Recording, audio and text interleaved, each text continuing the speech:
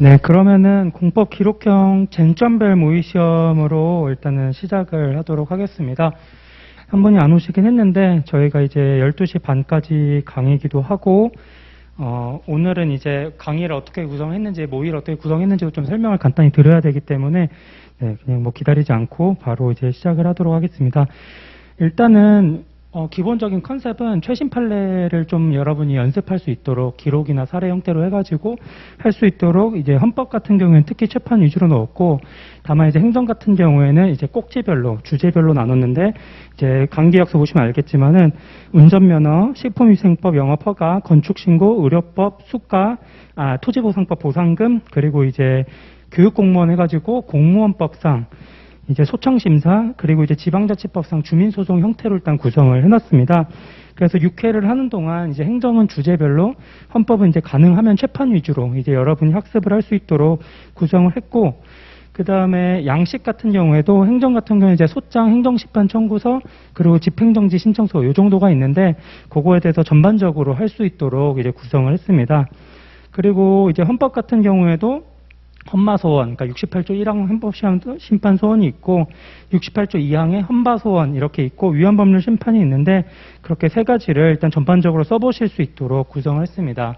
행정의 적법요건 같은 경우에는 기본적으로는 그 관련 쟁점이 있는 걸 위주로 이제 적법요건 쓰도록 만들어 놨어요. 오늘 같은 경우에도 뭐 대상적격 이런 게 있었던 것 같은데 그렇게 했고, 행정 절차 같은 경우에는 2017년, 18년부터 이제 절차 생략이 가능한, 쉽게 말해가지고 보통 행정절차법은 강제로 이제 절차를 넣어야 되는데 그걸 이제 예외적으로 좀 생략할 수 있는 사례에 관한 판례들이 많이 나와가지고 이제 그런 부분을 제가 연습하실 수 있도록 추가하는 방향으로 했고, 처분의 위법 사유랑 뭐 재량의 일탈남용 같은 거는 전반적으로 메인으로 쓰는 부분들이기 때문에 일단 구성을 했습니다.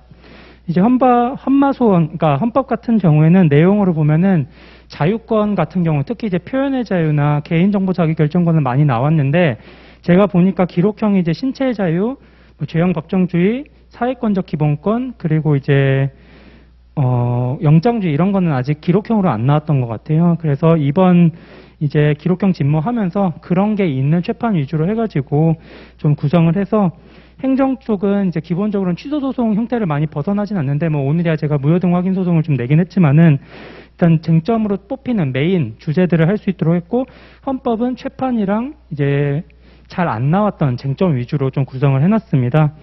그럼 그렇게 해가지고 일단은 뭐 강의 계획서 설명은 간단히 마무리를 하고 이제 1회 모의 시험을 한번 보도록 하겠습니다. 뭐 학원에서 줬던 거는 진도별인데 사실 진도별로 구성할 수는 없고 제가 이제 쟁점별로 제목만 좀 그냥 간단히 바꿨는데요. 일단은 뭐 문제를 풀긴 하는데 제가 계획서에는 메모를 말씀 안 드린다고 했는데 사실은 메모 없이 설명하기는 좀 어려워서 메모 방법은 알려드리지 않고 그냥 바로바로 메모를 하는 방향으로 해서 이제 작성을 들어가도록 하겠습니다. 일단은 문제를 이제 행정 먼저 하고, 오늘 그러니까 순서대로 할 건데 항상 오늘의 행정소송 소장을 먼저 작성하기 때문에 행정소송부터 보도록 하겠습니다. 일단 2페이지를 보시면은 문제에서 행정소송의 소장이 작성 이렇게 되어 있는데, 이제 아마 1에서 7까지라고 써 있는데 제가 이제 수정하면서 1에서 5까지고, 대상적격으로 이제 적법성에서 대상적격, 협소, 전심 절차 이렇게 하라고 말씀드렸죠. 그러면은 일단은 적법 요건이 이렇게 있으면은 대상, 협소, 전심 이렇게 쓰시고, 이쪽은 이제 처분에 관해서 우리가 간단히 하실 거고, 뭐 여러분은 이제 아마 B4 용지로 시험을 했던 것 같은데 오늘은 A4신 것 같지만은 이 아래다가 만약 필요한 사실관계가 있으면은 적는 방법으로 일단 진행하겠습니다. 그래서 4페이지로 넘어가시면은 이제 소장 양식을 보면은 우리가 피고, 그 다음에 뭐 청구 취지는 당연히 쓰는 거고, 적법성, 처분의 위법성도 어차피 본문에 바로 쓰는 거고, 이제 관할 이렇게 있죠. 그래서 제가 이제 뭐 강의 때마다 말을 했던 거지만은 기본적으로는 그 법률 상담 일지, 내부 회의록, 처분서까지만 보면은 여기에 나온 기본적인 내용이랑 이제 결론까지는 다 낼 수 있는 상태여야 됩니다. 그래서 한번 그거를 이제 모의도 사실은 그런 식으로 이제 좀 출제 경향에 맞춰가지고 내려고 했는데 뭐 제가 부족하다 보니까 다소 쟁점이 안 잡히는 게 있었을 수도 있지만은 일단 한번 보도록 하겠습니다. 그래서 기록 내용으로 들어가면은 일단 순서는 법률 상담 일지를 먼저 읽고 화면이 어디까지 나온지 잘 모르겠네요. 법률 상담 일지 읽고 처분서 읽고 내부 회의록 읽는 순서로 행정은 이제 진행을 하도록 하겠습니다. 그래서 뭐 이거는 이번에 처음 한 2번 내용까지는 이미 푸셨던 문제랑 같은데 그 아래부터 내용을 좀 바꿔가지고 완전히 새로운 문제예요. 일종 보통 운전면허를 가지고 택배기사를 하고 있습니다. 2022년 4월 2일에 술을 마시고 대리운전 기사를 불러 귀가했는데 경찰이 음주 사실이 드러났고 사망을 보시면은 혈중 알코올 농도 측정 결과 0.07%고 이제 음주운전으로 정지가 되거나 취소가 되는가 하겠죠. 4번을 보니까 2021년 5월 30일에 이제 버스 전용차로 주행하다가 벌금 30점을 받은 바 있다라고 되어 있습니다.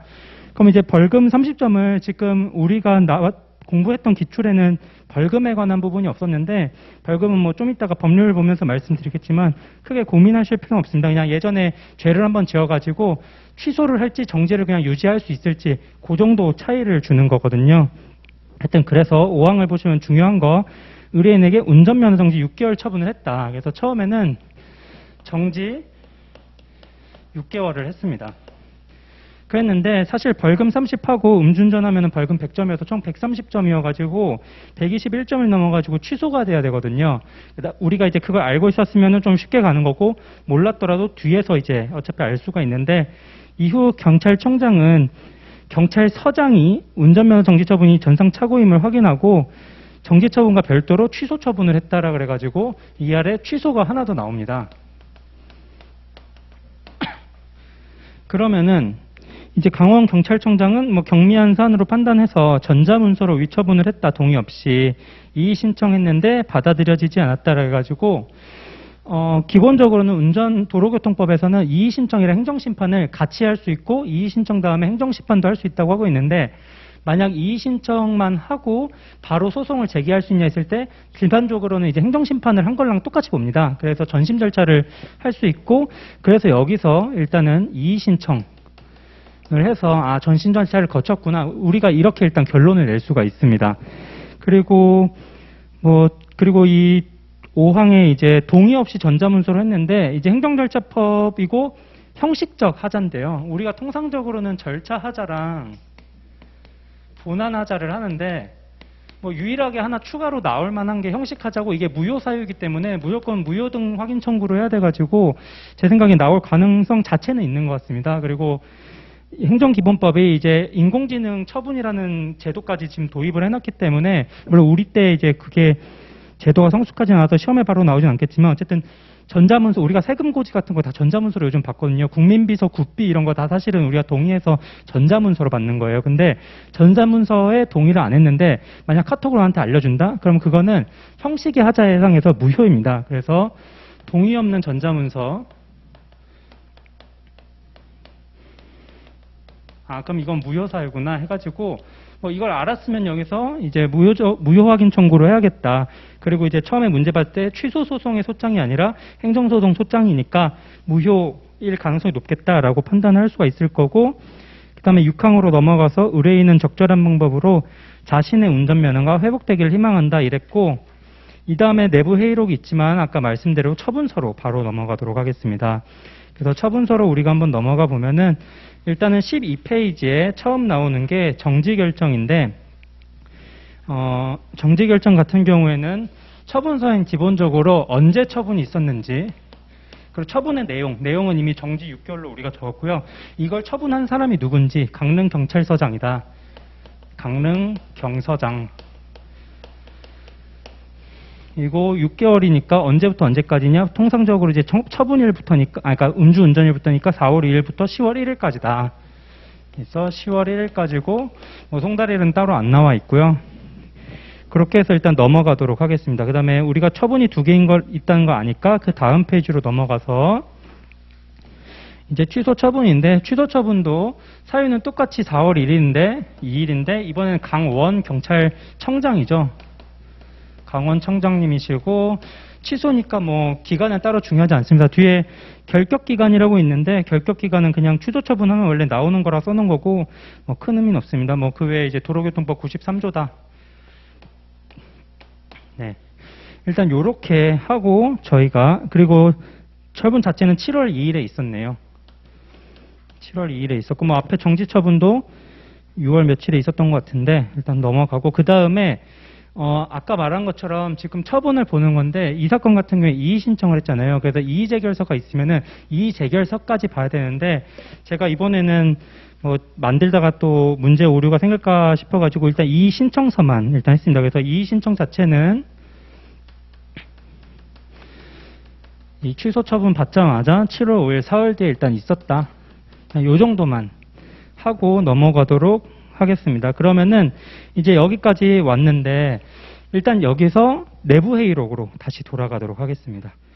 그래서 내부 회의록으로 가서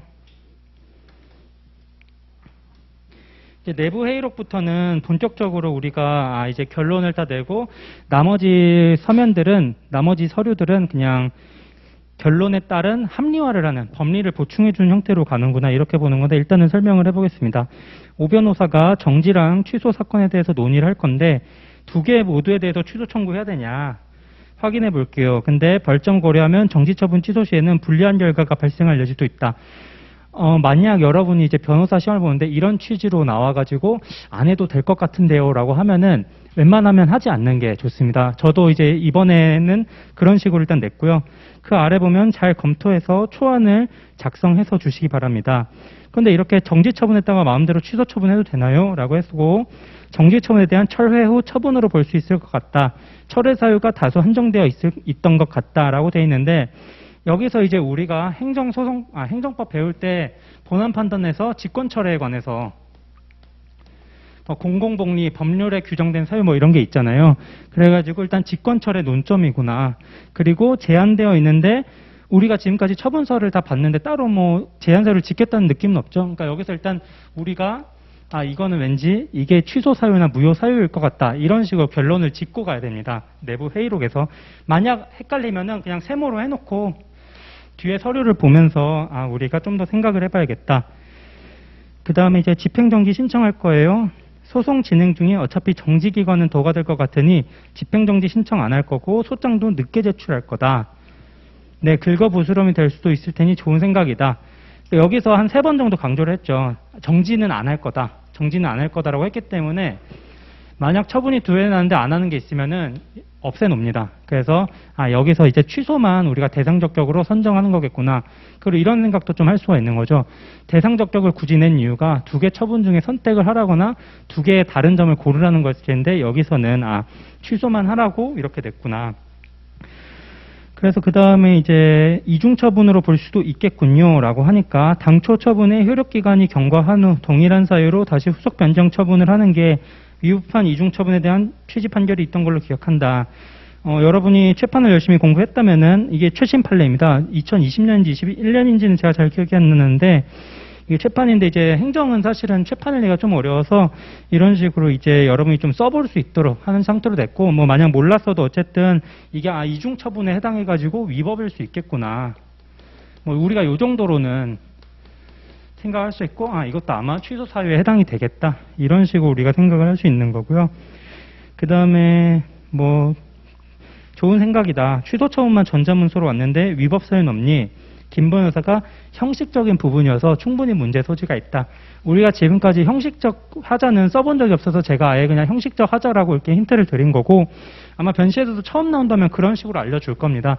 하여튼 여기서도 하자가 있다고 변호사들이 한 번 더 쐐기를 박았으니까 일단 이거는 확실하게 문제가 되는 것이다. 그리고 중요한 건 이게 행정절차법에 있기 때문에 나중에 행정절차법에서 여러분이 찾을 수가 있어야 됩니다. 그래서 이제 이의신청 걸쳤는데 그 다음에 이제 행정심판 절차를 거친 것으로 볼 수 있을까요? 이의신청을 행심으로 봐서 맞다는 거구나. 이런 식으로 판단이 들어가는 거고, 네, 그래서 오 변호사가 그 두 건을 잘 확인해달라. 절차 취소랑 형식 취소를 무효를 잘 봐달라 했고, 의뢰인에게 별도로 강조할 만한 어려운 사정이 없니? 당장은 없는데 요청할게요. 그리고 제소기간 전에 입수하는 자료에 대해서는 전부 소장이 추가될 수 있도록 하겠다. 이거는 그냥 제가 어차피 피의자 신문조서가 2번 나오면은 좀 그래가지고 그냥 헌법소송이 어차피 피신조서에 힘든 사정이 나오잖아요. 그래서 넣은 거고, 일단은 문제를 받다 치고 재량의 일탈남용이겠죠. 힘든 사정이니까. 뭐 이것도 당연히 취소 사유로 들어갈 거고. 네, 이렇게 하고 그 다음에 이제 마지막에 오 변호사가 두 건의 청구를 해야 한다면 선택적 청구는 다소 자신이 없어 보인다. 주의적, 예비적으로 구성해달라. 실무를 하시게 되면은 이제 통상적으로 선택적 청구는 약간 판사님한테 떠넘기는 느낌이에요. 그죠? 저희가 실제로 구성을 안 하고 아마 시험 문제가 나와도 선택적 청구는 아니고 주의적, 예비적으로 나올 가능성이 많습니다. 이 경우에는 피고를 얘랑 얘를 주의적, 예비적으로 하는 게 아니라 일단 얘에다 이 취소에다 하는 건 맞는데 아까 말한 것처럼 무효 사유가 있잖아요. 그렇기 때문에 무효 사유랑 취소 사유를 주의적, 예비적으로 구성해달라 이런 취지로 일단 출제를 한 거고, 여기까지 읽었으면 어떻게 알 수가 있냐라고 한다면은 기본적으로는 강원 경찰청장이 피고로 들어가겠죠.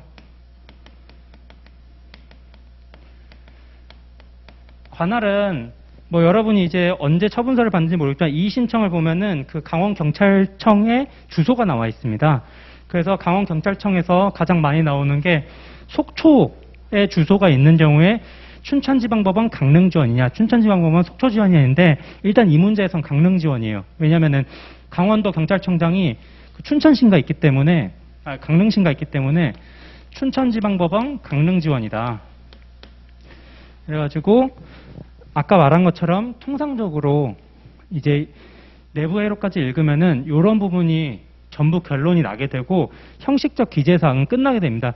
이 방법으로 기출을 한번 보시면은 제 말이 맞다는 걸 알 수 있을 거고, 여기에 더해서 중요한 거는 여기서 청구 취지까지 여러분이 뽑을 수가 있어야 되는데, 청구 취지는 사실 대상 적격이랑 같은 건데 대상 적격은 결국 처분이잖아요. 그렇기 때문에 뭐 어차피 여기다 대상 적격 쓸 거니까 청구 취지 같은 경우에는 7월 2일자 그러니까 피고가 7월 2일 뭐 2022년이었나요? 원고에게 한 순서 제가 지금 갑자기 기억이 안 나는데 피고가 원고에게 한 2022년 7월 2일자 운전면허 취소 처분 해가지고 주의적, 예비적으로 구성하니까 하나가 무효니까 은 무효임을 확인한다. 예비적으로는 취소한다. 이런 식으로 구성하면 되겠죠. 그래서 여기서 내부 회로까지 읽었을 때 우리가 일단 요건에 대한 쟁점이랑 대충의 결론을 예상할 수 있고 계산할 수 있고, 그다음에 피고랑 관할 이거는 거의 처분서랑 뭐 이후에 서류를 보면 거의 나옵니다. 그 다음에 대상 적격 같은 경우도 처분서를 보면은 우리가 형식적 기재사항은 당연히 암기했다 생각하고, 피고는 원고에게 한 2022년 7월 2일자 운전면허 취소 처분을 통상적으로는 취소소송이기 때문에 을 취소한다로 끝나겠죠. 그리고 이 소송비용은 피고가 부담한다라는 판결을 구합니다. 이런 식으로 하시면 되고, 뭐 이 사안 같은 경우에는 이제 제가 무효임을 확인한다랑 이게 8월 14일 날 했네요. 하여튼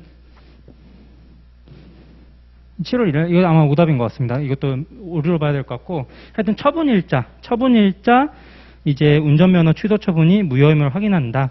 이런 식으로 우리가 판단을 해보면 되겠고, 통상적으로는 이제 무효 취소를 같이 할 때는 취소 무효로 합니다. 취소를 주의적으로 하고 예비적으로 무효를 넣는데, 이 사안은 형식적 하자가 사실은 너무 분명하기 때문에 무효를 먼저 넣고 취소를 먼저 넣습니다. 순서는 큰 상관은 없습니다. 그러면 이제 여기까지 하고, 사실은 뭐 아까 보셨으면 알겠지만 이의 신청서가 이 행정소장에서는 마지막 서류였기 때문에 그냥 바로 해설을 보도록 하겠습니다. 나머지는 이제 법리로 보충이 되는 부분이어서.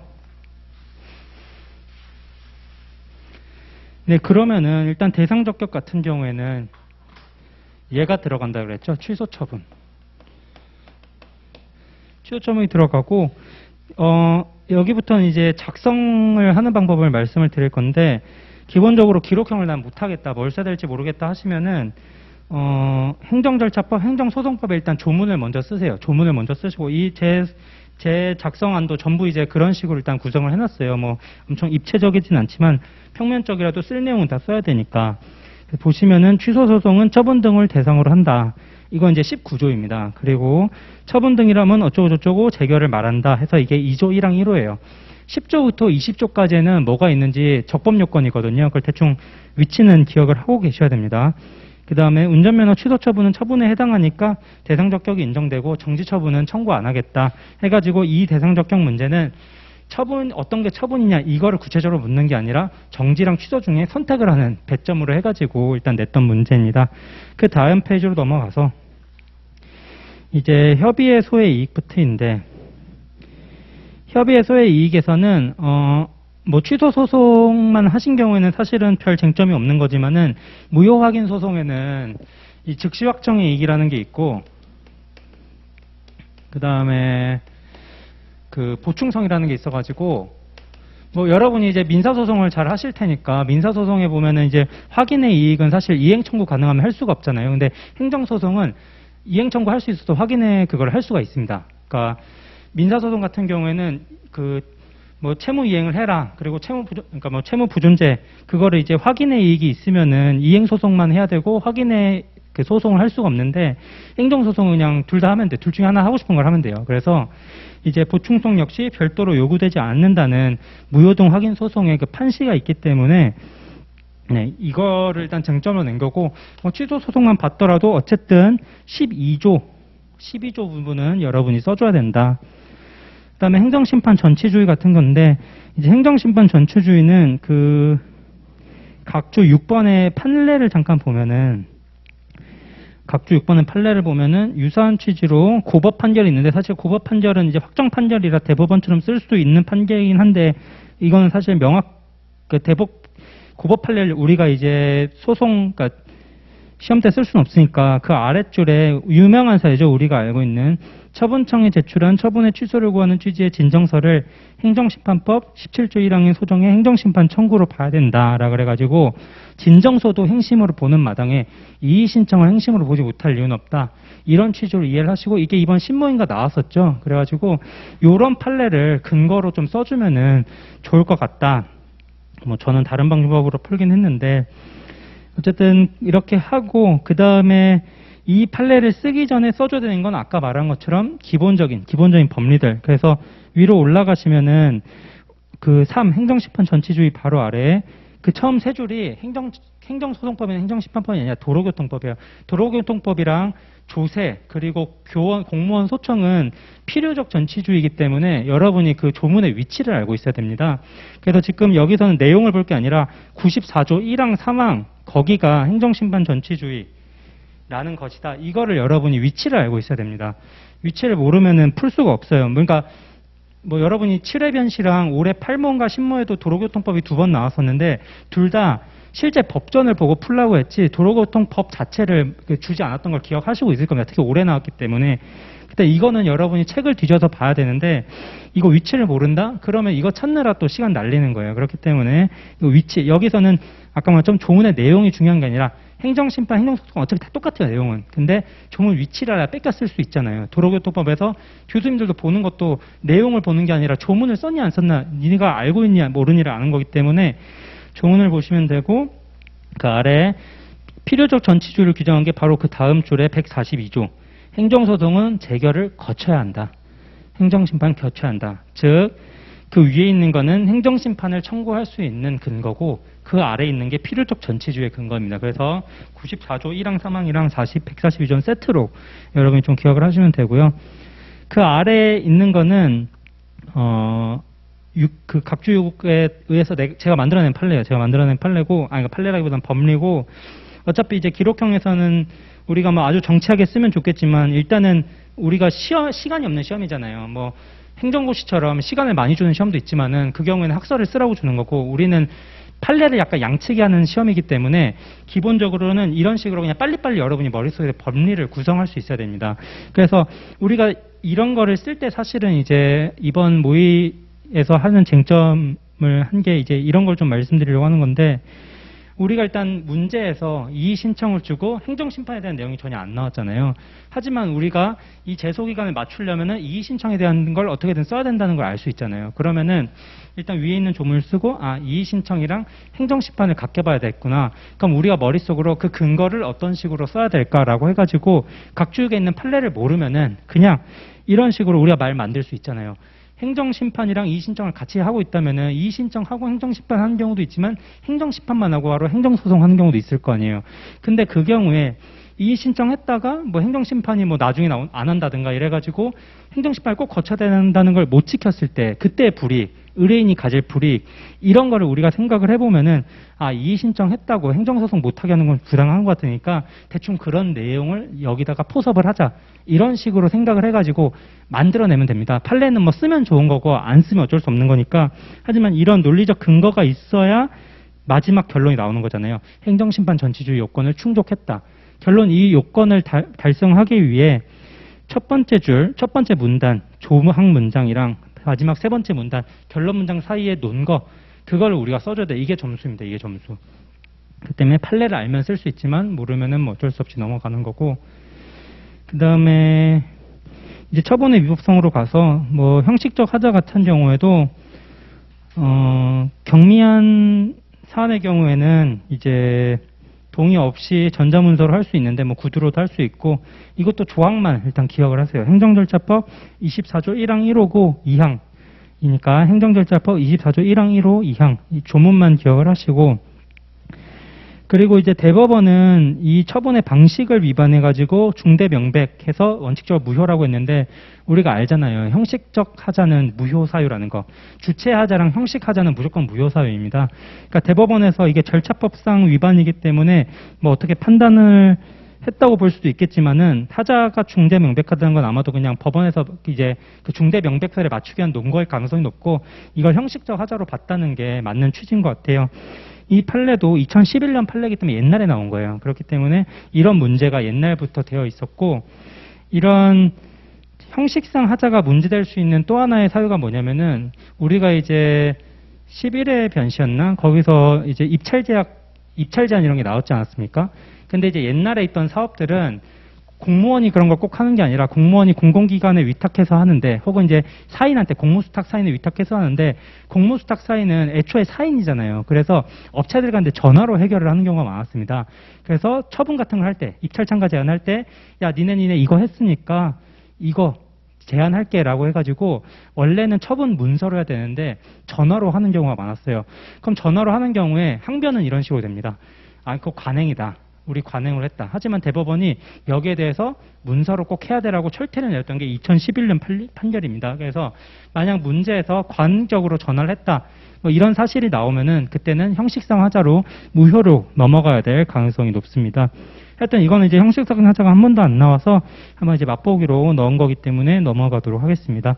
그 아랫부분을 한번 보시면 되고 절차상 하자로 넘어가서 이번 절차상 하자는 요즘 이제 헌법에서 요즘 가장 자주 나오는 게 포괄위임, 의회유보 원칙, 그리고 이제 명확성 원칙 간의 관계고 요즘 이제 계속 나오는 게 절차상 하자의 예외 사유를 검토하는 겁니다. 기존에는 행정청에서 제 생각엔 소송이 있을 때 절차하자 위법이야 취소 이러면 행정청이 가만히 있었는데 요즘은 아마 행정청에서 적극적으로 항변을 하나 봐요. 그래서 절차를 지키지 않은 건 맞는데 예외 사유가 있잖아. 우리 예외 사유에 해당돼라고 했는데 가장 이제 최신 판례로 나오기로 유력한 게 뭐냐면 최신 판례 나와서 유력한 게 그 관련 법리의 두 번째 문단의 첫 번째 줄에 처분 사유가 재판 등에 의해 객관적으로 증명된 경우인데 이건 제가 사례형 모의를 따로 그 관리반에서 하는 게 있어서 이번 기록에는 안 냈는데 그러니까 범죄 사실이 유죄 확정 판결된 건데 어떤 경우에 이거 예외에 해당하냐면은 기속행위인 경우에 해당합니다. 그렇기 때문에 재량행위의 경우에는 그냥 예외 사유에 해당하지 않아요. 그래서 생략을 할 수가 없어서 결국 절차 위법을 구성을 합니다. 재판 보시면 아마 나와 있을 거고 근데 우리가 기록형 시험 알잖아요. 기록형은 통상 소장을 내기 때문에 취소 사유되고 재량행위를 항상 시험에 내지 않습니까? 그렇기 때문에 이게 시험에 나오기는 좀 유력합니다. 그리고 그냥 기존 판결문 하나 떡 던져주고 니네 풀어봐 이렇게 할 수 있는 거기 때문에 일단 그 정도로 기억하시면 되고 그 다음에 이제 나올 수 있는, 그 다음에 이제 그 다음 아랫줄, 의견 청지가 현저히 곤란하다. 그 아래 의견 제출 기회를 포기했다. 이건데, 이것도 인정된 사례들이 없습니다. 그래서 만약 이제 내부 회의록이나 혹은 행정청에다 낸 서류에서 의견 진술 기회를 포기한다는 말을 명백하게 한 게 없으면은 무조건 생략할 수 없다. 그래서 결국 절차 위법을 구성한다. 이런 식으로, 이거는 이제 그냥 말로 나올 수밖에 없어요. 그래서 사례에 사실은 나오기가 쉬울 것 같고 문제 구성하기는 편하기 때문에 하여튼 기본적으로 이렇게 3개를 기억하고 있어야 되고, 그 의견 진술기의 포기는 청문회 경우에만 해당합니다. 청문회 경우에만 해당하기 때문에 그 위에 있는 3개는 사전 통지의 예외 사유고, 그 아래에 있는 청문은 그 3개를 포함하고 의견 진술 기회까지 포기를 하겠다. 왜 그러냐면은 사전 통지는 사전에 그냥 알려주는 거잖아요. 근데 청문이라는 건 원칙적으로 이제 의견을 청취하겠다는 거에 들어있어서 22조에 들어있지 않습니까? 그래서 의견 진술 기회를 포기한다는 건 청취를 안 하겠다 이거기 때문에, 그래서 청문은 따로 있다냐, 이 정도로 이해를 하시면 되고, 그 아래 이제 사안의 경우는 그냥 문제 푸셨으면 아마 다 했을 것 같고, 만약 여기서 사전 통지만 그러니까 판단을 하셨으면은 청문도 웬만하면 그냥 같이 써주자. 그거만 좀 기억을 하시면 됩니다. 그러니까 이제는 예외 사유까지 검사를 해야 되는 것 같아요. 그러니까 검토를 해야 되는 시대가 된 것 같고, 그 다음에 이제 다음 페이지로 넘어가서 내용상 하자인데, 여기 내용상 하자는 로마자 2로 바꿔야 될 것 같고, 목차가 약간 숫자가 잘못돼서 로마자 2로 구성되어 있고, 일단은 위법한 직권 철회인데, 이건 이제 이슈로 나온 거기 때문에 여러분이 법리는 당연히 학습이 되어 있어야 되는 겁니다. 그래서 하자가 있는 때, 존속이 공익에 위반되는 때, 상대방의 동의가 있는 때 등의 특별한 사유가 있는 경우를 제외하고는 자의로 취소 처리할 수 있는데, 왜 이게 직권 철회냐?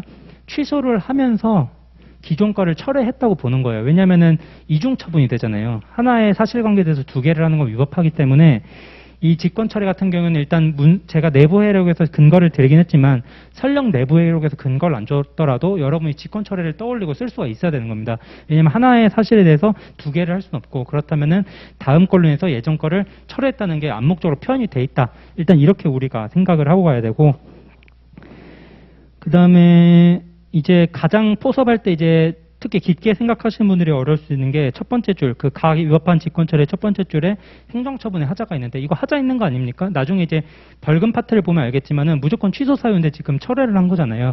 근데 이 경우에는 굳이 포섭을 안 하는 게 제일 좋고, 포섭을 한다면은 수익적 처분이 돼버린 거잖아요, 사실은. 상대방에게 이익을 주고 신뢰를 가져버렸기 때문에 이거를 취소하는 게 오히려 공익에 반하는 결과가 되기 때문에 이런 식으로 좀 구체적으로 포섭을 할 수가 있습니다. 행정처분에 지금 하자가 있는 처분이에요. 앞에 처음에 이 정지처분이 원래는 벌금 30에 음주운전하면 추후에 100을 더해야 되거든요. 그럼 130에 대해서 원래는 취소 사유가 되는데, 그러면 하자에 해당하기 때문에 위법한 직권 철회가 아니지 않느냐 이렇게 주장할 수 있지만, 일단 소장이기 때문에 위법하다고 주장을 해야 되고, 그렇기 때문에 합리화를 한다면은 취소를 해야 되는데 정지를 했으니까 어차피 쟤한테 유리하잖아. 그리고 쟤는 정지해서 거의 기간이 아까 3개월인가 지나 있었거든요. 그러니까 이미 반 정도 날렸는데 여기서 갑자기 취소를 하는 건 좀 심하지 않니? 이런 식으로 이제 포섭을 하게 되는 거고, 그러한 취지가 그 세 번째 문단에서 아래에서 세 번째 줄, 오히려 정지의 효력이 발생하여 정지 처분에 대한 신뢰를 하게 되었다. 이런 식으로 포섭을 미리 해놓은 겁니다. 그래서 법적 안정성을 해야 한다. 그래서 여러분이 이제 신뢰보호, 여기서는 이제 신뢰보호로 제가 쓰지는 않았지만, 신뢰보호 같은 게 나오면 이런 법적 안정성 이런 거를 키워드로 잡고 좀 법률 용어로 써주시는 게 좋을 것 같고, 그 다음에 이제 위법한 이중 처분인데, 철회가 적법하지 않았기 때문에 결국은 처분에 더해서 처분이 된 거라 이중 처분이 된다는 것도 여러분이 이제 판단을 해야 되고, 이것도 내부 회의록에서 힌트를 드린 거지만은 설령 힌트를 안 드렸더라도 생각을 했어야 되는 부분이고, 그 다음에 그 첫 번째 판례 같은 경우에는 그 내부 회의록에서 요즘은 이제 판결 내용을 굳이 변호사가 말해주고 그걸 이용해서 풀도록 하는 경우가 있는 것 같아가지고, 그리고 이게 최판이라고 했죠. 2022년 최판이네요. 그래서 2월에 나온 거니까 뭐 시험에 나올 수 있는 것 같습니다. 뭐 객관식이라도. 그래서 이제 처분의 제재효가 종료됐다. 그러니까 예를 들어서 영업정지 6개월 했는데 그 사실에 대해서 6개월 너무 가벼웠어. 너 취소할게 뭐 이런 식으로 하게 되면 위법한 이중 처분이다 해서, 이런 거는 이제 사실관계를 나중에 재판보고 한번 보시면 될 것 같고, 일단 기본적으로는 처분이 끝났다. 네가 벌 줬어가지고 벌 다 섰는데 또 벌을 줘? 이건 안 된다. 이런 취지다. 그리고 이제 사안에서는 원칙적으로는 철회가 위법했기 때문에 이중처분이라는 거고, 설령 이게 적법한 철회로 본다 하더라도 결론적으로는 2번 한 거 아니냐. 예, 이런 식으로 하도록 하겠습니다. 그 다음에 이제 재량의 일탈 남용은 넘어가서 재량의 일탈 남용 같은 경우는 뭐 재량의 판단 기준은 당연히 써줘야 되는 거고요. 이것도 제가 그 관리반 답안지를 좀 채점을 해보니까 재량 행위라는 걸 애초에 검토 안 하고 그냥 바로 재량의 일탈 남용을 쓰시는 분들이 있는 것 같아요. 그래서 이거는 당연히 해야 되는 거고, 그 다음에 피고의 운전면허 이제 취소 처분은 재량 행위라는 입장이고, 그래서 일탈 남용 같은 경우에는 헌법의 경우에는 여러분이 이제 목수 침법 나눠서 잘 쓰지 않습니까? 근데 이제 행정법 같은 경우에는 적필상을 나눠서 잘 안 쓰시는 것 같아요. 그래서 적필상 같은 것도 웬만하면 좀 나눠 쓰시는 게 좋을 것 같고, 다만 이제 헌법소송이랑 적필상의 차이는 뭐냐면은 헌법소송은 통상적으로는 최소 침해성에 가장 많은 그 투입이 됩니다. 그래서 수단이 여러 개가 있을 때 가장 격한 수단을 안 이용하니까 위헌이야. 이런 식으로 가장 많이 가는데, 통상적으로 그 행정소장의 재량일탈 남용은 마지막 그 상당성, 그래서 법익이랑 사익침해를 가장 많이 비교를 하고, 그리고 여기서 가장 많이 나오는 게 돈 문제입니다. 자본주의 사회이기 때문에 사람이 가장 힘든 거는 돈이 없는 거예요. 그래서 앞으로는 적필상을 나눠서 적법 요건은 그냥 목적이랑 수단을 쓰듯이 이러이러하니까 뭐 적합성 정도는 인정될 수 있다로 써준 다음에, 필요성 같은 경우에도 그냥 침해가 좀 있을 것 같아 이렇게 해주시고, 법익의 균형성, 상당성이죠. 상당성에서 우리가 평소에 썼던 말을 좀 몰빵하는 식으로 써주시면은 기본적으로는 이제 그게 사실은 이제 법적 요건에 나눠서 쓰는 거거든요. 네, 그렇게 해가지고 해주시면 되고,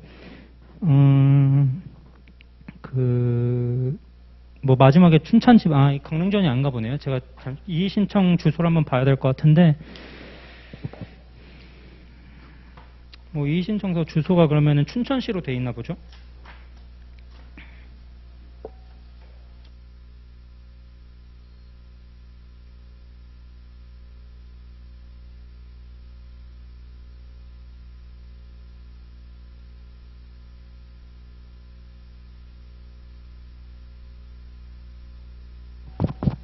네, 잠깐 꺼져 있어가지고, 일단은 그 문제 14쪽 이의 신청서를 보는 거고, 강원도 춘천시 동래면 세실로로 되어 있기 때문에 그냥 시까지만 보면 되죠. 그래서 춘천시이기 때문에 이제 춘천지방법원이다 하는 거고, 뭐 법원 조직법에 이제 30쪽부터 이제 내용이 있긴 있는데, 네, 그거는 뭐 굳이 볼 필요가 없는 것 같습니다.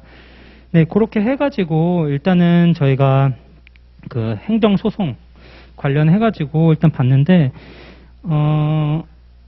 이제 도로교통법 같은 경우에는, 그러니까 특히 운전 취소 면허 정지 같은 경우에는 실무에서 많이 문제가 되는 거고, 이미 최근으로 따지면은 2개가 나왔기 때문에 또 나올지는 사실 의문이지만, 올해 이제 윤창호법이라든가 이런 게 좀 있었었기 때문에 이슈가 계속 나올 여지가 있다고 판단을 하고, 관련해서 이제 판례만 몇 개 말씀을 좀 드릴까 합니다. 그래서 일단 이 문제 같은 경우에는 이제 관련 법령으로 한번 가도록 하겠습니다.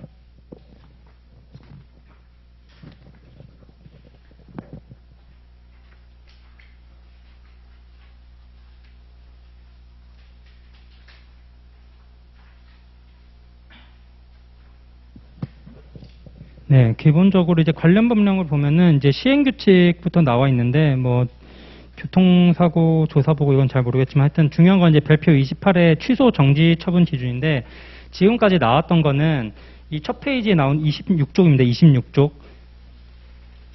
이 첫 페이지에 나왔던 게 아니라 그 27페이지에 있는 3 정지 처분 개별 기준, 여기에서 많이 줬어요. 그러니까 정지 처분 기준을 줬는데, 제 생각에는 아주 조금 더 어렵게 한다면은 굳이 벌점 부분을 낼 수가 있을 것 같아가지고 벌점을 포함한 건데, 26쪽에 1반 기준 가 용어의 정의 부분을 보면 벌점 알잖아요. 우리 운전면허, 그러니까 들어는 봤잖아요, 최소한. 그래서 운전했을 때 뭔가 위반하면은 벌점을 매기는 거고, 그 아래 쌍가로 위에 누산 점수는 그 벌점이 쌓이고 쌓이는 겁니다.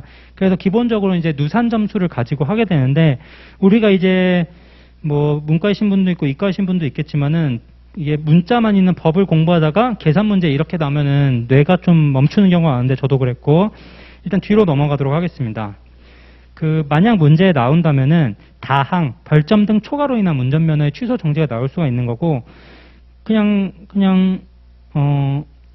아래 표만 보시면 돼요. 1년 동안 121점 넘었다. 그 다음에 2년 동안 201점 넘었다. 3년 동안 271점 넘었다. 그냥 이걸 기준으로 하는 거고, 운전면허, 음주운전은 아래 3, 정지처분 개별 기준 보시면 벌점이 100점이죠. 맨 아래. 예, 벌점이 100점이고, 기존에 30점이 있었다고 했는데, 그게 1년 전이 아니에요. 보시면 알겠지만은.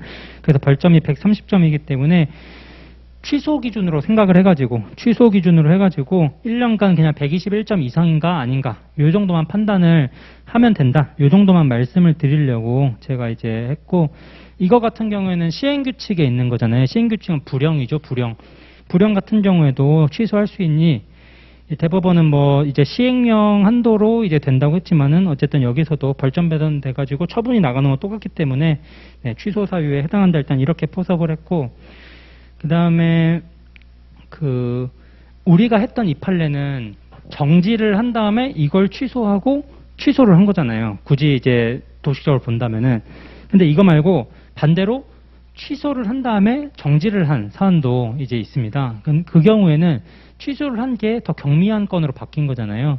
그런 경우에는 당초 처분이 취소고 이거 철회하고 정지했을 때 이제 의뢰인이 와서 물어보는 거예요. 변호사님, 제가 취소했다 정지당했는데 어떤 걸 대상으로 해가지고 저희가 판단을 해야 될까요? 라고 했을 때 대법원은 이거에는 협의의 소익이 없다라고 판단해가지고 이제 이거랑 반대되는 경우, 뭐 이 경우에도 사실 앞에 건 안 날렸지만은 이거 같은 경우에는 이대로 놔두는 게 유리하니까 안 날리는 거고, 취소했다가 정지로 넘긴 경우에는 앞에 게 소익이 없다 이렇게 해가지고 사실은 각하 사유에 해당하는데 네, 그냥 뭐 관련이 있을 것 같아서 했고, 그 다음에 이제 절차 하자로 무효인 건이 있습니다.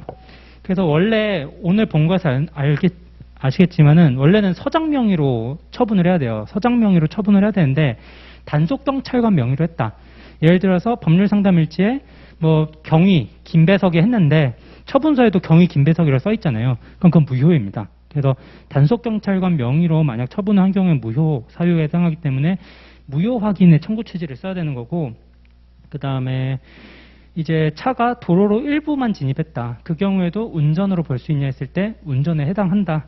뭐 이런 건 이제 형사소송에서 이제 여러분이 특별형법에서 아마 배웠던 바트일 것 같고, 그 다음에 마지막으로 운전면허는 5년인가 10년마다 갱신을 해야 되는데 갱신 까먹으면 무면허 되잖아요. 그럼 그때 그걸 모르고 했을 때 무면허 운전이냐 아니냐 이런 쟁점도 있습니다. 뭐 여러분이 이제 일반 법리를 생각해 보시면 사실 결과가 쉬운 거지만 행정처분은 당사자의 고의과실이 문제가 되는 게 아니잖아요. 기준에 따라 하는 거기 때문에 설령 운전면허 갱신을 까먹고 기간이 지나서 무면허 상태로 운전을 했더라도 그거는 유효한 처분입니다. 유효한 처분이고 위법한 처분이 아니기 때문에 그거는 이제 취소 사유가 아니다 해가지고, 일단 요 정도로 해가지고 행정을 마무리를 하도록 하겠습니다. 그래서 오늘 행정의 쟁점이라고 한다면은, 쟁점별 모의심의 쟁점을 한다면 일단 기본적으로 도로교통법 주제를 가지고 대상적 격이 여러 개 나왔을 때 하나 선택하는 걸 했었고, 협의의 소액위에서는 그냥 무효등 확인 청구인 경우, 무효 확인 소송의 경우 보충성이랑 즉시 이익이라는 게 있다. 그리고 전심 절차의 경우에는 조세, 공무원 소청, 도로교통법, 일단 이거 세 개는 기본적으로 필요적 전치주의고, 그 다음에 이의신청이랑 행정심판을 같이 할 수 있도록 규정한 경우에 이의신청을 거치면은 전치주의를 거친 걸로 할 수 있니 했을 때 일단 가능하다고 포섭하자. 왜냐하면은 우리는 적법요건에 대해서 가능한 소송을 하는 걸로 지금 훈련을 받고 있으니까. 이렇게 해가지고 일단 적법요건 세 가지로 일단 진행을 했고, 형식하자가 지금까지 안 나왔지만은 이번에는 냈습니다. 너무 그렇다고 경향선이랑 동떨어지게 낼 수는 없기 때문에 이번만 형식하자를 낸 거고, 앞으로는 이제 여러분이 맨날 하시던 것처럼 절차하자랑 내용하자로 갈 건데, 전자문서, 우리가 요즘 카카오톡으로 받는 거 사실 우리가 다 동의해야 받을 수 있는 건데 동의 없이 했다. 동의 없이 한 경우도 예외적인 사유, 경미한 사항, 공공문의 이런 경우엔 가능한데 이 사안은 그런 게 아니었다. 그래서 무효 사유다. 그다음에 절차하자는 사전통지랑 청문서 아예 없었죠. 그래서 이거 같은 경우, 청문 같은 경우에는 취소일 때 필요적이에요. 취소일 때. 근데 여기서는 정지 처분이 아니라 취소 처분이었기 때문에 청문을 검토해야 되는 거고, 만약 정지인 경우에는 관련 법령이 나왔으면 한번 잘 보세요. 관련 법령에서도 통상적으로는 취소할 때 청문을 하라고 규정을 하는 경우가 많아요. 관계법령에서 하는 경우에도. 그리고 행정절차법도 인허가 등의 취소가 지금 새로 규정돼가지고 말이 많잖아요. 그래서 이 취소인 경우에 청문을 해야 된다. 기본적인 걸 우리가 짚고 넘어가고, 마지막으로 이런 사연들은 이제 이중처분은 뭐 재판이 있어서 한 거고 직권철에도 나오진 않았었는데 충분히 나올 수 있는 거라고 하고 익숙한 주제지 않습니까? 법리적으로 쓸 내용도 많고. 그래서 이제 했던 거고, 재량일탈나무는 그냥 적필상을 기억해가지고 우리가 통상적으로 돈 부족 이거는 상에 들어가가지고 법익의 균형성으로 하자. 일단 요 정도로 해가지고 첫 행정 해설은 일단 마무리를 하도록 하겠습니다. 메모 같은 경우에는 오늘만 순서를 말씀드렸지만 법률 상담일지 처분서 일단 내부회의로 이 순서를 보는 게 가장 효율적인 것 같아요. 효율적인 것 같고, 네, 피고 같은 경우에도 처분서에 다 나온다 그랬죠. 관할 같은 경우에는 주소를 꼭 여러분이 찾아내셔야 되는 거고, 네, 일단 이렇게 해가지고 넘어가도록 하겠습니다. 이슈 자체는 이것저것 넣지만 사실은 읽기만 하면은 아주 어려운 문제는 아니었기 때문에, 네. 그럼 이제 헌법으로 넘어가도록 하겠습니다.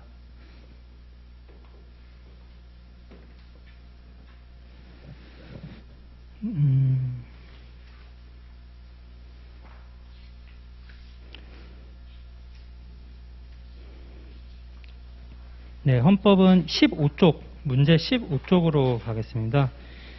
오늘은 워낙 유명한 위헌 판결 윤창호법에 대해서 할 건데요. 윤창호법은 헌재에서 지금 3번 정도 위헌 판결이 났는데, 이슈가 된 판례여가지고 사실은 시험에 객관식 정도로밖에 안 나오지 않을까 싶긴 한데, 낸 이유는 이게 우리가 이제 이번 모의에서도 형벌과 책임감 비례원칙 이런 게 나왔었는데, 신체 자유에서 나오는 죄형법정주의, 형벌 불소급의 원칙, 죄형법정주의 명확성 이런 게 아직 시험에 제대로 나온 적이 없어요. 근데 신체의 자유 같은 경우에는 나올 여지가 있다고 판단되고, 그렇게 되는 경우에는 신체의 자유가 직접 나온다기보다는 거기서 파생되는 원리인 죄형법정주의, 체계정당성 이런 게 나올 가능성이 있다고 판단해가지고, 대표적으로 이게 지금 책임과 형벌간 비례 원칙을 구체적으로 설시했던 결정내기 때문에 이제 출제를 했다, 이렇게 생각을 해주시면 되겠습니다.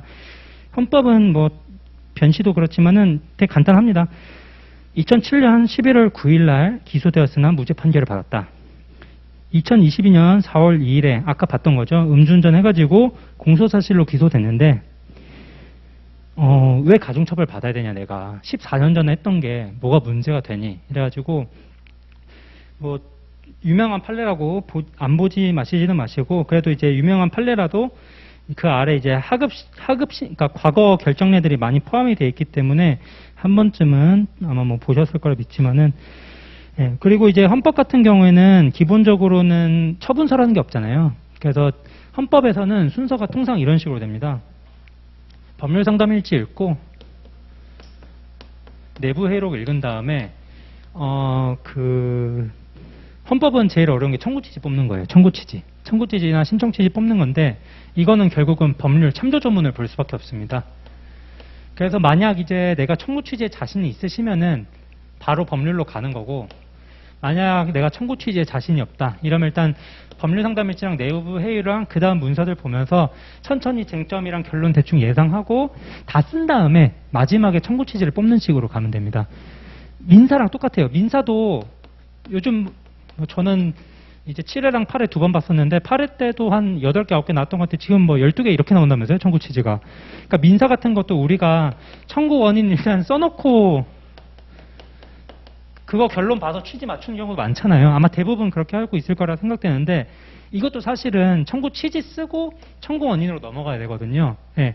근데 이제 제가 요즘 트렌드는 모르겠어요. 저 때까지는 그랬어요. 8회까지는 그게 가능했고, 원래는 이제 취지 쓰고 청구 원인으로 넘어가야 되는데, 만약 그게 좀 어렵다. 특히 헌법은 사실은 이 어려운 게 뭔가 이게 많거나 이제 민사처럼 법리적으로 어렵다기보다는 어느 부분을 특정할지, 조문에서 어떤 부분, 이거를 찾기가 어렵잖아요. 그래서 그거는 이제 문제에서 힌트 주는 걸로밖에 할 수가 없는데, 그건 기본적으로 내부 회의록에서 주는 문장을 기준으로 해야 됩니다. 그리고 형사처벌조항 같은 경우에는 제가 그 옛날에 공부할 때 판례를 봤던 거라 지금 기억이 잘 안 나는데 하여튼 처벌조항 같은 경우에는 근거조항까지 같이 청구해야 된다라고 헌재 결정례가 있어요. 그래가지고 처벌조항 같은 경우에는 처벌조항이랑 여기에 더해지는 사실 근거조항까지 하는 게 맞습니다. 근데 이제 우리 사례나 이제 헌재 위헌결정례에서 윤창호법의 경우에는 142조 1항의 2였나? 하여튼 그 조항이 있죠. 하여튼 그 148조인가 2조인가 하여튼 거기에서 44조 1항이랑 44조 2항에 관해 가지고 지금 규정을 하는 형태로 돼 있거든요. 그래서 이 조문에 있는 여기를 날리는 방향으로 해가지고 이거 두 개를 완전히 같이 쓰진 않았지만은 어쨌든 기본적으로 만약 시험에 나오면 안전하게 하려면은 처벌조항이나 행정제재 가장 많이 나오는 게 이제 공무원 소청 같은 거에서 공무원이 어떤 걸 잘못해서 이제 제재 받았을 때, 징계 받았을 때 징계가 되는 근거조항이 있잖아요. 뭐 품위유지 의무 위반이라든가. 그리고 이 제재 조항은 통상 이 법에 위반한 행위를 했을 때 이런 식으로 규정이 되어 있습니다. 그렇기 때문에 이 조항 중에 이 조항 이런 식으로 해가지고 쓰시면 되는 거예요. 근데 기본적으로는 이 청구 취지를 찾기가 어렵다. 그러면은 청구 취지만 틀리자. 남들도 어차피 헌법은 못 맞출 것이다. 일단 이렇게 생각을 하고, 그러니까 멘탈을 잡고, 실제로는 다 맞추겠지만은 멘탈을 잡고 일단 청구원인을 쓰고 이제 우리가 내가 청구원인을 다 써보니까 결론적으로 이 부분인 것 같아. 라는 거를 취지로 그냥 포섭을 시키고 이 헌법 청구 취지는 어떻게 딱 정해져 있는 논리적인 형식으로 쓰는 게 아니라 그냥 그 부분이 포함되어 있으면 되는 거기 때문에 일단 이렇게 좀 안심을 하고 일단 순서는 아까 말한 것처럼 법률 상담일지 내부회의로 법률 읽고 그 다음 서류로 가는 거지만은 만약 우리가 청구 취지를 잘 못 찾겠다 이런 경우에는 법률 상담일지 내부회의록 나머지 서류 법률 이런 순으로 가는 걸로 일단은 한번 해보도록 하겠습니다. 그래서 네, 뭐 아까 이제 15쪽이었나요? 그거는 다 받고 법률 상담일지 어쨌든 2번 걸렸다 이거잖아요. 두 번. 그 뭐 정확히 지금 하여튼 뭐 2007년인가 한번 걸렸고 2022년 4월 2일에 한번 걸려가지고 이게 그 도로교통법 그 18조에 써 있네요. 148조에 2. 이게 도교 148의 2에 위반된다라고 하는 거고 헌법도 똑같이 적법요건 일단 본안 이렇게 나눠보고 읽겠습니다. 18쪽에 의뢰인은 음주운전 사건과 관련 논의하도록 합시다. 김 변호사 2007년 11월 9일에 여기 벌금 300만 원인데 그 문제 오류입니다. 무죄입니다. 무죄. 음주운전으로 무죄를 받은 적이 있는데 이를 이유로 도로교통법 148조의 결론이랑 상관없습니다. 법정령의 하한이 징역 2년이나 벌금 1천만 원 이상인 것이 부당하다라 그래가지고 여기서 특정을 해주죠. 변시에서 대부분 이런 식으로 특정을 해줍니다. 내부 회록이나 법률 상담일지에 특정을 해주기 때문에 일단 도교 148조의 2다. 그리고 지금 위반 문제라는 게 여기서 이제 법정령의 하한이 징역 2년이나 벌금 1천만 원이지만 실제로는 그 구성요건 자체인 거죠. 왜냐면은 법률 상담일지에서 했던 말이 2번 걸렸다고 가중처벌 받는 게 짱난다 이런 표현이었으니까 그렇군요. 행정소송본이 딱해 보이던데요. 관련 법령 조항에 어떤 헌법적 문제가 있는지 확인해 봤나요? 책임과 형벌 간 비례 원칙을 위반한 것은 아닌지 해가지고 본안에서 책임 형벌에 관해서 우리가 만약 메모를 하신다면은 이걸 써줘야겠구나. 오 변호사가 형벌은 입법부에서 결정하는 부분이죠. 법률로 특정하지 않습니까? 입법 재량 문제로 다소 불리하게 판단될 수 있는 결정례가 있던 걸로 아는데 이것도 이제 여러분이 만약 사례형 쓸 때 그 위헌 쪽이 아니라 합헌 쪽 주장을 해야 되는 경우를 대비해가지고 아시면 쓰라는 취지로 써놓은 거고 유리한 주장만 하는 거는 좀 치우친 걸로 보이니까 분리할 수 있는 법률도 설치하고 그것도 같이 까자 이렇게 했었고 김변이 개정 전 음주운전 전력을 구속요건으로 삼는 점에 대하여 형벌 불소금이나 일사부재를 위반했다고 주장할 수 있을 것 같은데요. 네, 관련 판결 확인해보고 우리 사건에 활용할 수 있으면 주장하시되 굳이 주장할 필요는 없고 만약 활용하기 어렵다면 근거로서 주장한다라고 했는데 이렇게 써 있으면 그냥 근거로 주장을 하시면 됩니다. 그래서 책임과 형벌 비례 원칙에 우리가 이제 책임의 경중이랑 그 형벌의 경중이랑 책임의 정도랑 이게 비례하는지를 나눠서 써야 될 텐데 여기 아무데나 근거로서 형벌 불소급 일사부재리 부재리를 위반했는지 이제 보라는 거고,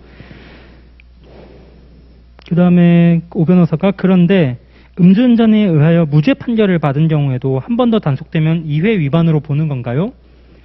김 변호사, 그 부분의 의미가 다소 모호하다라고 판단되어 가능성 여부는 의문이나 일단 다투긴 하겠다. 그래서 투망식으로 진행해도 괜찮으니까 쓰자라고 해가지고 여기서는 이제 명확성 원칙이죠. 의미가 다소 모호하다는 거니까 제형법정주의에서 나올 수 있는 가장 대표적인 논점, 이제 명확성 원칙으로 넘어가는 거고요.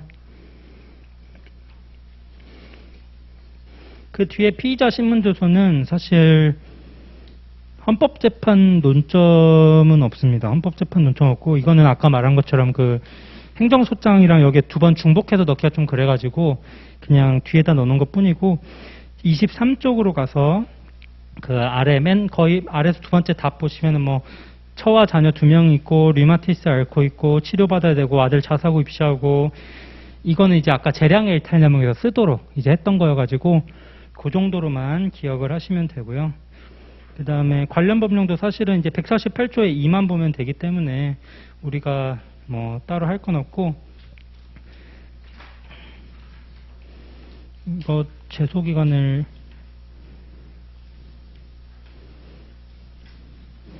네, 이건 뭐 제소기간도 없기 때문에 달력도 넣어놓긴 했지만 형식적으로. 그러면 이제 기본적으로는 148조의 2를 일단 한번 보면 되는데, 일단 명확성 먼저 가겠습니다. 명확성 먼저 가는 이유는 명확성 원칙은 그 문헌으로 보는 거기 때문에 조문을 보고 풀기가 쉬워요. 그래서 일단 148조의 2를 여러분도 변호사 시험 법정에서 보시고 저도 이걸 볼 건데, 내용은 44조 1항 2항을 2회 위반한 자가 뭐 나머지 하고 2년 이상 5년 이하 징역, 그 다음에 벌금 1천에서 2천인데,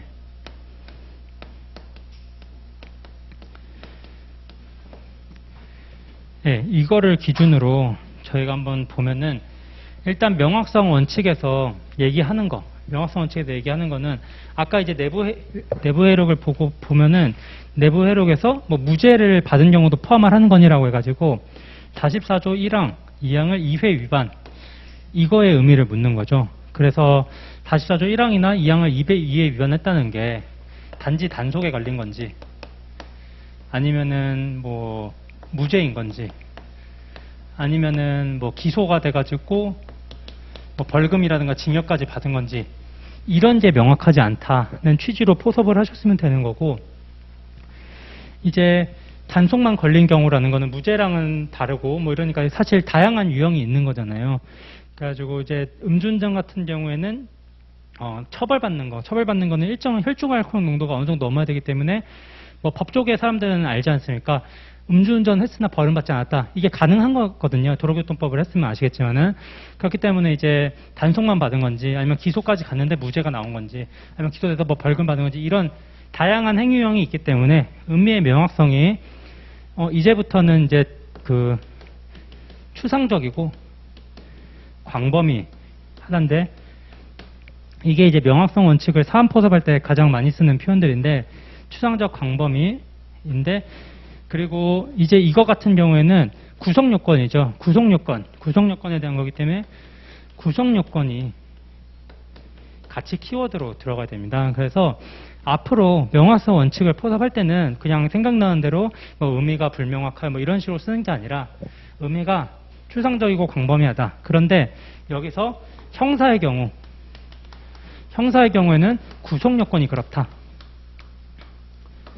행정제재, 이것도 역시 행정제재의 구성요건이 그렇다. 그 다음에 조세 같은 경우에는 의미가 불명확하여 조세 법률주의에 위반된다. 이런 식으로 법률 용어를 앞으로는 포섭을 하도록 하겠습니다. 앞으로는 이렇게 포섭을 하고, 그 다음에 명확성 원칙의 요건도 저희가 봐야 되는데, 명확성 원칙 요건 같은 경우에는 우리가 알겠지만은 예측 가능성이랑 수범자 예측 가능성이랑 자의적 집행을 방지해야 되는데, 수범자는 통상 똑같아요. 수범자는 통상 똑같은데 우리가 자의적 집행이라는 건 형사에서는 누가 하는 거죠? 형사에서는 수사기관이나 사실 최종적으로는 법관이 하는 거죠. 그래서 이제 이 집행을 자의적 판결, 법관이 자의적으로 판결할 여지를 낮춘다. 행정제재의 경우, 행정제재나 조세의 경우에는 행정청, 그리고 세무공무원, 그래서 자의적 부과, 자의적 집행 그대로 해가지고 명확성 원칙에 대해서 이 정도만 키워드를 약간 변조라고 해야 되나요? 하여튼 바꿔가지고 포섭을 좀 더 구체적으로 하도록 하겠습니다. 그리고 이렇게 하면은 우리 생각도 조금 많이 바뀌기 때문에 공부하실 때도 이런 식으로 좀 의식적으로 생각하면서 하시면은 좀 명확성 원칙 개념에 대해서 좀 명확하게 들어갈 거고, 수범자는 뭐 특히 바꿀 게 없어요. 기본적으로 이제 법률에 의해서 받는 사람인데, 이건 사실 일반 사인에 대한 건데, 이 자의적 집행 방지 같은 경우에는 청이 다 다른 거잖아요. 공공기관이 다 다른 거기 때문에 그렇게 일단 나눠서 일단 우리가 판단을 하도록 하고, 책임과 형벌의 비례 원칙 같은 경우에도 형벌의 경중이랑 책임의 정도에 대한 건데, 이 책임과 형벌 비례 원칙이라는 게 책임주의에서 나온 거예요. 이거는 민사나 형사에서 다 하는 거잖아요. 우리가 고의과실 얘기할 때 혹은 이제 불법행위의 과실 책임 얘기할 때 하는 게 전부 책임주의잖아요. 그래서 미성년자는 불법행위에도 엄마가 아빠가 돈 주잖아요. 왜냐하면은 소대상 책임질 그 책임 능력이 없으니까. 그리고 형사 같은 경우에서도 우리가 지금 뭐 처벌받는 이유가 뭐 당연히 위법성 이런 건 하는 거지만은 책임의 조각 사유라는 게 있지 않습니까? 그래서 책임이 있기 때문에, 책임 능력이 있기 때문에 우리가 사실은 처벌도 받고 벌금도 내고 그런 거거든요. 그렇기 때문에 그런 내용을 니네가 알고 있니? 라는 게 여기에 들어가야 되는데, 어디에 들어가냐? 결국은 여기 들어가야 됩니다. 형벌의 경중이라는 거는 기본적으로 어떤 식으로 써야 되냐면은, 형벌이라는 거는 두 가지로 판단을 합니다. 우리 그 형사기록형을 다 하시잖아요. 일단 기본적으로 법정형 판단한 다음에 장량 감경 사유 있나 판단한 다음에 책임 표지가 있는지 그 정도 해가지고 천천히 줄여나가잖아요. 그렇기 때문에 이 형벌의 경중에 대해서도 만약 좀 좋은 쪽으로 보고 싶다 한다면은 법관이 양형을 할 수 있고, 그 다음에 법정형이 다른 거에 비교해서 비교적 낮다. 이런 식으로 이제 포섭이 들어가는 거고, 만약 이거를 위반으로 만들고 싶으면은 양형해도 하한이 너무 높아가지고 안 된다. 이 사안이 딱 그거죠. 하한이 징역 2년이잖아요. 우리야 뭐 뉴스를 봤을 때 징역 2년 되게 낮은 것 같지만, 여러분 이제 형법 같은 거 해보면 알잖아요. 징역 2년은 절대 낮은 게 아니라 하한이 특히 2년이다. 이거는 사실상 장량 감경을 해도 1년이 최한이기 때문에 무조건 빵에 1년 살아야 된다는 얘기입니다. 그렇기 때문에 기본적으로는 이거 두 개를 키워드로 잡고, 양형을 해도 소용이 없고, 그 다음에 법정형이 너무 양형을 해야 되고 법정형이 낮기 때문에 괜찮아. 이거는 이제 과잉금지 합헌 쪽으로 가게 되는 거고, 위헌은 반대로 양형해도 소용이 없고 법정형 하한이 정해져서 너무 높아. 이건 이제 위헌으로 가게 되는 건데, 기록에서는 당연히 이쪽으로 써야겠죠. 왜냐면 우리는 위헌을 주장할 거니까. 네, 그런 식으로 포섭하는 형태의 문구를 좀 기억을 해 두시기를 바랍니다. 그러면은 해설로 가가지고 일단은 헌법 해설을 보도록 하겠습니다.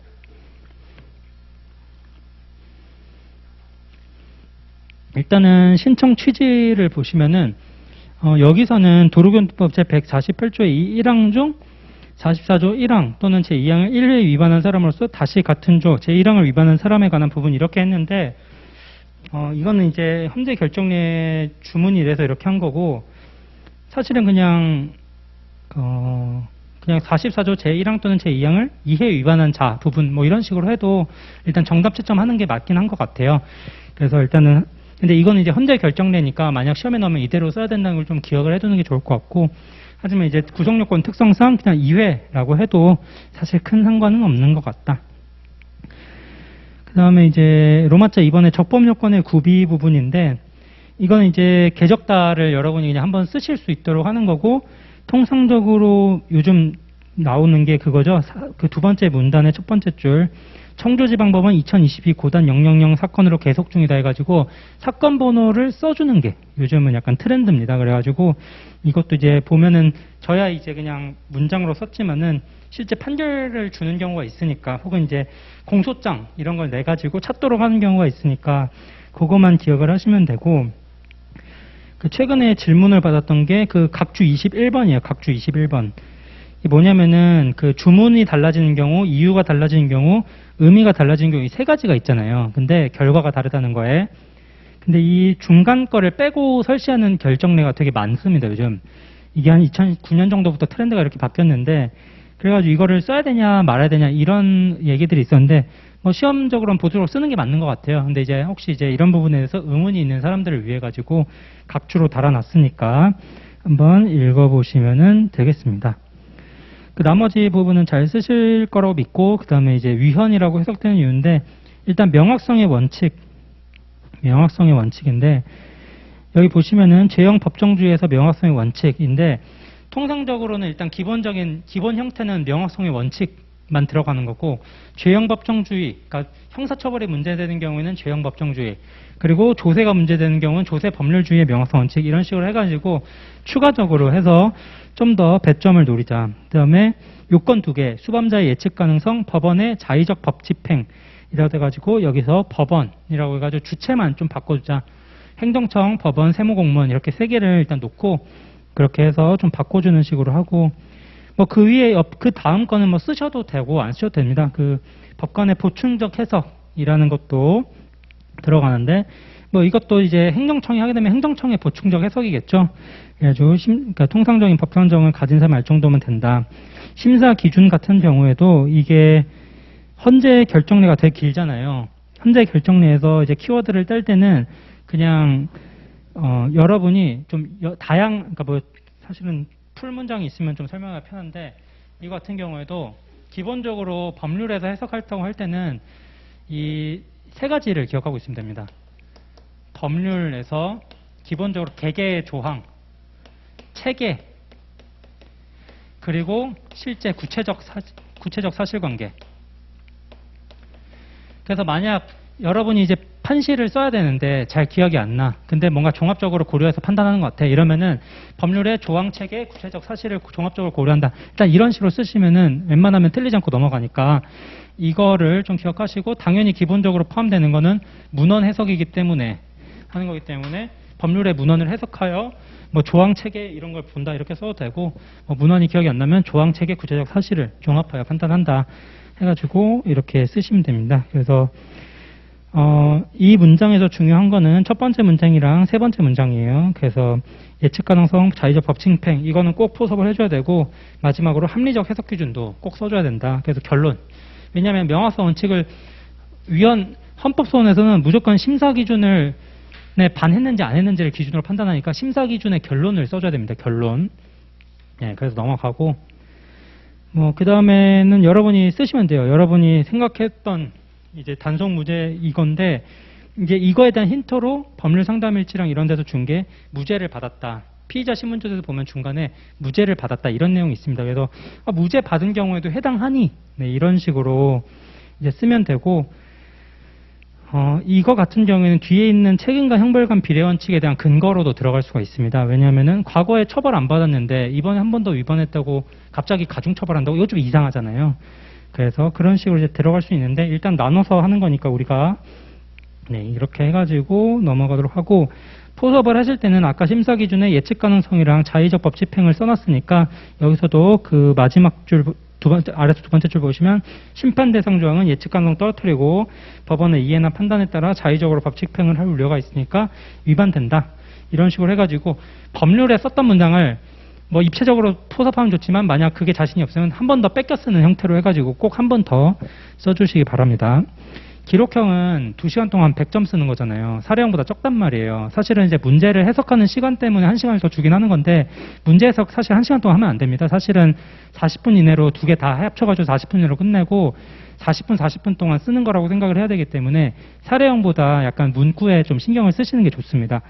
이렇게 하고, 물론 사례형 때도 이런 식으로 당연히 쓸 수 있어야겠지만은 어쨌든. 그 다음에 이제 책임과 형벌관 비례 원칙 위반인데, 관련 법리에서는 일단 키워드는 범행과 경중, 행위가의 책임, 비례성 이거 세 개입니다. 그래서 이거 세 개는 꼭 써줘야 되고 뭐 이 앞에 전제가 되는 거는 우리나라 법률 체계는 기본적으로 처벌을 할 때 경우에는 그 위반자의 책임주의를 기반으로 하고 있다. 이런 걸 전제로 써주시면 좋은 거고 일단은 여기서는 안 썼습니다. 그 다음에 이제 이 사안에서 포섭하는 특별한 법리가 그 다음 문장이죠. 다양한 행위 유형을 하나의 구성 요건으로 포섭하면서 법정형의 하한을 무겁게 책정하는 경우 이건데 다양한 행위 유형을 하나의 구성력으로 포섭하는 게 방금 명확성 원칙에서 봤던 거예요. 그리고 그 다음에 법정형 하한을 무겁게 하는 게 148조에 의해서 하한이 2년이잖아요. 하한이 징역 2년이잖아요. 배단이 높은 겁니다. 그래서 만약 이게 높은지 안 높은지가 기억이 안 나면 절도나 사기 생각을 하시면 됩니다. 하한이 아예 없는 경우도 많잖아요. 네, 그렇게 일단 생각을 하시면 되고 위반 여부는 사실은 헌재에서는 이런 식으로 나눠서 설치는 안 하는데 어쨌든 우리는 시험을 보는 거니까 이걸 뭉뚱그려서 쓰면은 딱히 뭐 점수를 받기가 어려울 것 같아서 기본적으로 아까 썼던 판시를 기준으로 해가지고 범행의 경중, 책임의 정도, 비례성 이렇게 일단 세 개로 나눴습니다. 범행의 경중 같은 경우에는 일단 기본적으로는 가중처벌 그리고 하한이 낮다. 일단 이런 정도가 들어가야 될 거고 행위자 책임의 정도 같은 경우에는 이제 위에서 네 번째 줄 보시면 책임 표지라고 해가지고 우리가 이제 가중처벌하는 건 사실 많아요. 누범이나 상습범도 반복 가능성, 상습성 이런 거 판단해서 가중처벌을 하잖아요.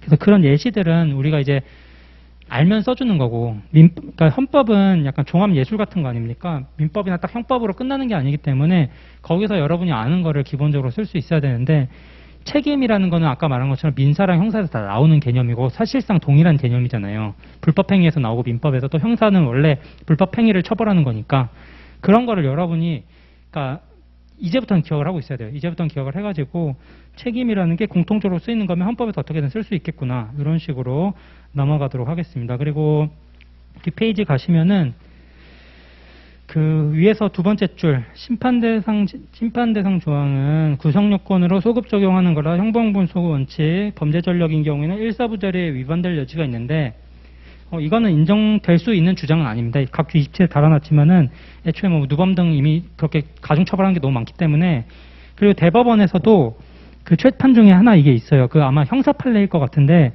형벌 불소급 원칙이랑 과거 그 일사부재를 원칙에 위반하지 않는다라고 판단한 대법원 판시가 최판으로 있기 때문에 그것도 일단 기억을 해두시기 바랍니다. 2021년인가 그랬던 것 같은데 위반되지 않는다. 우리가 이제 기록형이 이렇게 쓴 거고 비례 원칙 위반 여부 같은 경우에는 이제 아까 썼던 경중이랑 책임 정도를 비교해주면 되겠죠. 예, 그렇게 해주면 되고 여기서 이제 세 번째 줄 보시면 법정형의 하한 써놨고 그 아래줄 보시면 법관의 장량 감경 이렇게 써놔가지고 최대한 무겁다는 취지로 포섭을 해나갔습니다.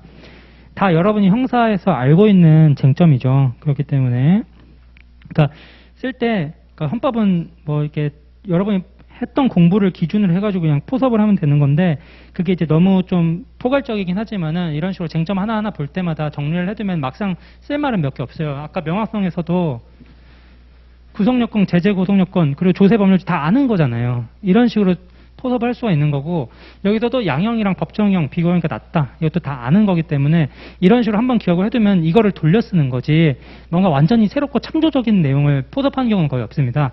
그러니까 그래서 이제 쟁점별로 이제 여러분이 사례집 공부할 때 키워드를 따라하는 게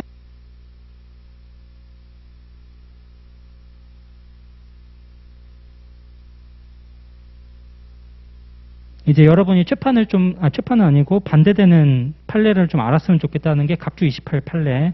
헌법재판소는 법정형은 광범위한 입법재량이 인정되기 때문에 입법자가 하는 거니까 원래는 웬만하면은 명백하게 위반되지는 안 된다고 판단한다. 이 판례도 기억을 하고 있다가 만약 필요한 일이 있으면은 쓰시고 그다음에 그 아래 뭐 다양한 행위 요건을 하나의 구성 요건을 포섭한 점 이렇게 써 있는데 그건 아까 이제 법리에 있는 걸 그대로 한번 써주면 좋다 그랬으니까 그렇게 기억을 하시면 되고요. 체계 정당성 원칙을 쓰신 분이 있는지 모르겠는데 체계 정당성 원리는 각주 29에 있는 걸 기본으로 생각하시고 보면 됩니다. 그래서 뭐 결론적으로는 독자적으로 위헌사유는 안 되고요. 비례 원칙이나 편등 원칙의 한 사유로 들어가는 겁니다. 예. 그렇기 때문에 앞으로 체계 정당성 원칙을 쓸 때는 체계정당성 원칙을 따로 목차로 뽑아도 되고, 아니면은 비례 원칙이나 평등 원칙에서 이제 포섭하는 과정에서, 특히 이제 비례 원칙 같은 경우에는 최소 침해성 파트에서 포섭을 하게 될 거고, 평등 원칙 같은 경우에는 이제 심사 기준 한 다음에 바로 포섭 들어가잖아요. 거기서 이제 포섭에서 들어가게 될 겁니다.